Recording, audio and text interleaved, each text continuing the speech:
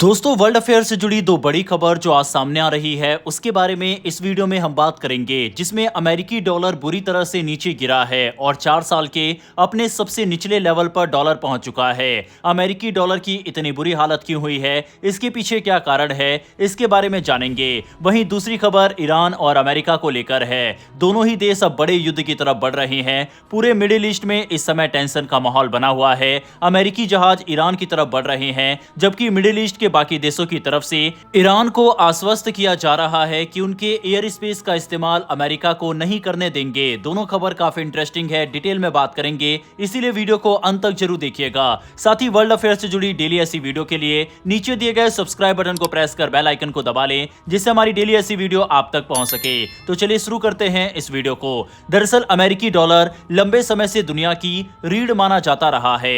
International trade, तेल की खरीद, कर्ज और रिजर्व, हर जगह डॉलर की बादशाहत रही। लेकिन अब सच्चाई यह है कि यह बादशाहत पहले जैसी मजबूत नहीं रही। डॉलर की वैल्यू में गिरावट कोई इत्तेफाक नहीं है, बल्कि ये कई सालों से बन रहे दबाव का नतीजा है। सबसे पहले बात करते हैं यूएस डॉलर इंडेक्स की, जिसे DXY कहा जाता है। ये इंडेक्स बताता है कि अमेरिकी डॉलर दुनिया की प्रमुख करेंसीज के मुकाबले कितना मजबूत है। सामान्य तौर पर अगर DXY का स्तर 100 के ऊपर जाता है तो डॉलर को मजबूत माना जाता है, और अगर ये 100 से नीचे चला जाए तो कमजोरी का संकेत देता है। फिलहाल स्थिति यह है कि डॉलर इंडेक्स 95 के आसपास घूम रहा है, जो पिछले 4 वर्षों का सबसे निचला स्तर है। यह गिरावट एक दिन या एक महीने की नहीं, बल्कि लंबे समय से चल रहे दबाव का नतीजा है। लेकिन कहानी यहीं खत्म नहीं होती। डॉलर की कमजोरी सिर्फ इंडेक्स तक सीमित नहीं है। एक और बड़ा झटका तब सामने आया जब अंतर्राष्ट्रीय मुद्रा कोष यानी IMF के आंकड़ों में यह साफ हुआ, ग्लोबल फॉरेन एक्सचेंज रिजर्व में डॉलर की हिस्सेदारी अब कई दशकों के सबसे निचले स्तर पर पहुंच चुकी है। आसान शब्दों में कहें तो दुनिया अब अपने रिजर्व में पहले जितना डॉलर नहीं रखना चाहती। ऐसा तब होता है जब किसी सिस्टम पर भरोसा धीरे धीरे कमजोर होने लगता है। सबसे गंभीर संकेत तब मिला जब IMF की शीर्ष नेतृत्व ने खुद सार्वजनिक रूप से ये कहा कि दुनिया की अमेरिकी डॉलर और US ट्रेजरी बॉन्ड पर निर्भरता जरूरत से ज्यादा बढ़ चुकी है। उन्होंने साफ संकेत दिए कि देशों को अब दूसरे विकल्पों पर गंभीरता से काम करना चाहिए। इतना ही नहीं, IMF ऐसे सिनेरियो पर रिसर्च कर रहा है कि अगर भविष्य में बड़ी मात्रा में डॉलर एसेट्स बेचे गए तो ग्लोबल सिस्टम पर क्या असर पड़ेगा। ये बयान अपने आप में बहुत बड़ा अलार्म है। अब सवाल उठता है कि अमेरिका की समस्या आखिर है क्या। सबसे बड़ी समस्या है बेतहाशा कर्ज। अमेरिका पर इतना कर्ज हो चुका है कि उसे संभालना खुद उसके लिए चुनौती बनता जा रहा है। इसके अलावा हर साल बढ़ता बजट घाटा, ब्याज दरों से संभावित कटौती और राजनीतिक फैसलों की अनिश्चितता, ये सभी मिलकर डॉलर की साख पर असर डाल रहे हैं। तो फिर पैसा जा कहां रहा है, इसका जवाब भी आंकड़ों में छिपा है। यूरोप की करेंसी, ब्रिटेन का पाउंड, जापान का येन और कुछ अन्य करेंसीज में मजबूती देखी जा रही है। इसका मतलब है कि दुनिया अब एक ही टोकरी में सारे अंडे नहीं रखना चाहती। इसी बदलाव का सबसे बड़ा फायदा सोने को मिला। कई देश तेजी से गोल्ड रिजर्व बढ़ा रहे हैं। ब्रिक्स देशों की रणनीति साफ दिखती है, डॉलर पर निर्भरता कम करो और अपनी आर्थिक सुरक्षा खुद मजबूत करो। सोने की कीमतों में उछाल सिर्फ मुनाफे की कहानी नहीं, बल्कि सिस्टम पर उठते सवालों की कहानी है। आज अमेरिकी डॉलर की हालत एक चेतावनी है। ये बता रही है कि ग्लोबल फाइनेंशियल पावर अब धीरे धीरे शिफ्ट हो रहा है। सवाल यही है, क्या डॉलर खुद को फिर से मजबूत कर पाएगा या दुनिया एक नए आर्थिक युग की तरफ बढ़ चुकी है। चलिए अब बात करते हैं ईरान की।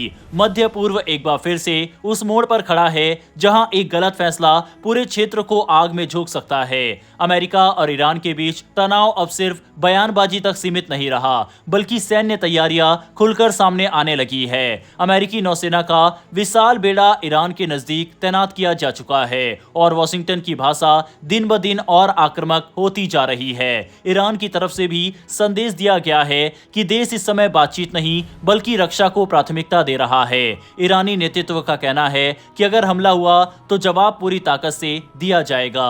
ये कोई कूटनीतिक बयान नहीं, बल्कि रणनीतिक चेतावनी है। बीते कुछ हफ्तों में ईरान ने अपने सैन्य अभ्यास तेज कर दिए हैं और नई पीढ़ी के ड्रोन व मिसाइल सिस्टम को सक्रिय रूप से तैनात किया है। ईरान की सेना ने हाल ही में 1000 से अधिक एडवांस ड्रोन सिस्टम अपने बेड़े में शामिल किए हैं। इनमें आत्मघाती ड्रोन, निगरानी ड्रोन और ऐसे प्लेटफॉर्म शामिल है जो जमीन, समुद्र और हवा में टारगेट को निशाना बना सकते हैं। ये संकेत है कि ईरान किसी एक मोर्चे पर नहीं बल्कि मल्टी डोमेन वॉरफेयर के लिए तैयार है। इस पूरी तैयारी का मकसद साफ है, अगर हमला हुआ तो कीमत चुकानी पड़ेगी। अमेरिका भले ही तकनीकी और सैन्य रूप से अधिक शक्तिशाली हो, लेकिन ईरान की रणनीतिक पारंपरिक युद्ध से अलग है। ईरान सीधे टकराव की बजाय असममित युद्ध में माहिर है। बैलिस्टिक मिसाइलें, क्रूज मिसाइलें, ड्रोन स्वार्म और समुद्री माइंस, ये सभी ऐसे हथियार है जो दुनिया की सबसे ताकतवर नौसेना को भी गंभीर नुकसान पहुंचा सकते हैं। सबसे बड़ा खतरा हॉर्मुज इलाके को लेकर है। दुनिया के तेल और गैस सप्लाई का बड़ा हिस्सा इसी रास्ते से गुजरता है। अगर ईरान ने इस क्षेत्र में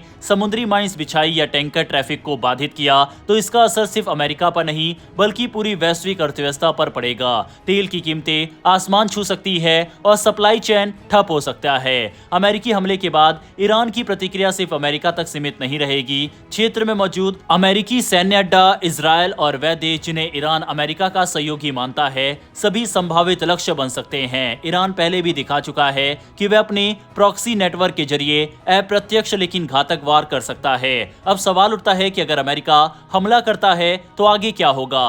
पहला सिनेरियो यह है कि अमेरिकी स्ट्राइक सीमित रहे और ईरानी सैन्य ठिकानों को निशाना बनाए, लेकिन इतिहास बताता है कि ऐसे हमले शायद ही सीमित रह पाते हैं। जवाबी कार्रवाई क्षेत्र युद्ध में बदल सकती है, जिसमें कई देश घसीटे जाएंगे। दूसरा सिनेरियो यह है कि ईरान के भीतर सत्ता संतुलन बिगड़ जाए, लेकिन यह मानना कि बाहरी हमला किसी देश पर स्थिर लोकतंत्र ले आएगा एक खतरनाक भ्रम है। इराक और लीबिया इसके उदाहरण है। सत्ता गिर सकती है, लेकिन उसके बाद अराजकता, गृह युद्ध और कट्टरपंथ जन्म ले सकता है। तीसरा और सबसे खतरनाक सिनेरियो यह है कि ईरान पूरी तरह अस्थिर हो जाए। 9 करोड़ से ज्यादा आबादी वाला ये देश अगर अराजकता में डूबा तो शरणार्थी संकट, जातीय संघर्ष और क्षेत्रीय अस्थिरता पूरे मध्य पूर्व को हिला सकती है। यही वजह है कि खाड़ी देशों में इस समय सबसे ज्यादा बेचैनी है। ईरान के भीतर भी हालात आसान नहीं है। एक तरफ कट्टर समर्थक सरकार के साथ खड़े हैं, वहीं आम नागरिक युद्ध के नाम से डरे हुए हैं। हालिया प्रदर्शनों, इंटरनेट ब्लैकआउट और आर्थिक संकट ने जनता को पहले ही थका दिया है। अगर युद्ध हुआ तो सबसे बड़ी कीमत आम लोगों को ही चुकानी पड़ेगी।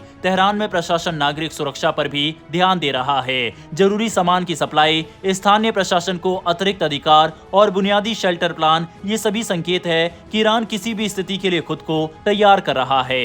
लेकिन हकीकत यह है कि आधुनिक हवाई युद्ध में नागरिकों की सुरक्षा सबसे बड़ी चुनौती होती है। अंत में सबसे बड़ा सवाल यही है, क्या अमेरिका वाकई हमला करेगा या ये सिर्फ दबाव बनाने की रणनीति है। बहरहाल दोस्तों, आपकी इस पर क्या राय है कमेंट बॉक्स में लिखकर बताइएगा। फिलहाल दोस्तों, इस वीडियो में इतना ही। डिफेंस और वर्ल्ड अफेयर से जुड़ी डेली ऐसी वीडियो के लिए नीचे दिए गए सब्सक्राइब बटन को प्रेस कर बेल आइकन को जरूर दबा लें। फिर मिलेंगे ऐसी एक नई वीडियो के साथ। धन्यवाद। जय हिंद, जय भारत।